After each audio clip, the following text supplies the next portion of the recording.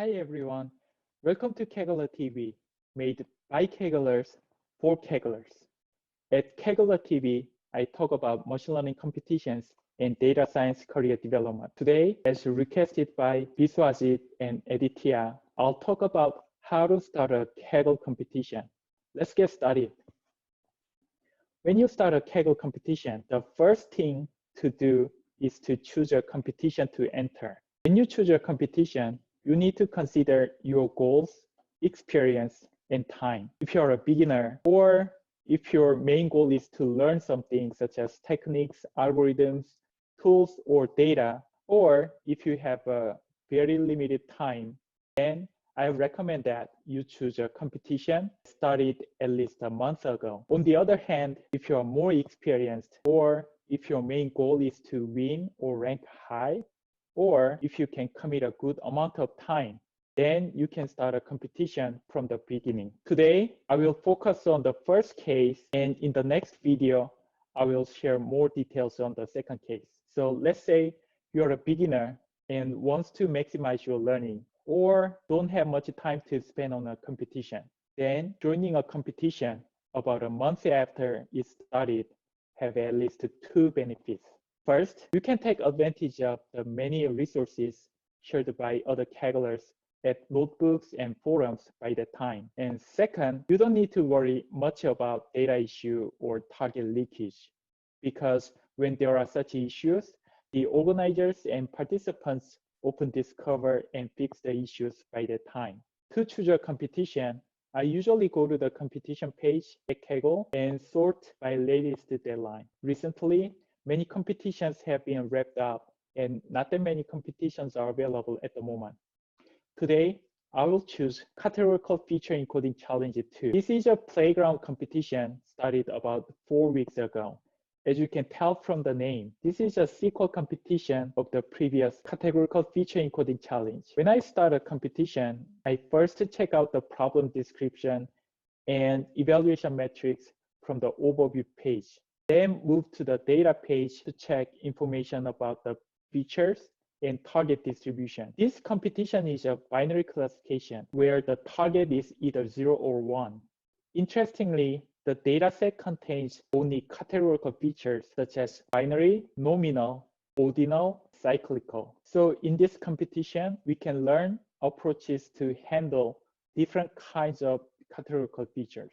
The evaluation metric is AUC, or area under the ROC curve, which is one of the most common metrics for classification, together with log loss. Unlike log loss, AUC cares only about relative rankings among predictions, meaning that you don't need to care about either the scale or distribution of our predictions. Next, let's look at the data page. Here, you can check distribution of features. The training and tested datasets have 24 features and 600,000 and 400,000 samples, respectively. The target distribution is imbalanced, such that 19% are ones, while 81% are zeros. Once you get this basic information, next, you should check out discussion forum and notebooks. Let's check out the discussion forum first. I just sorted by most votes. First 3 articles compile resources on categorical feature encoding from previous competitions and other websites. Fourth article by Luca shares code and references on how to use TensorFlow and Keras for categorical feature encoding.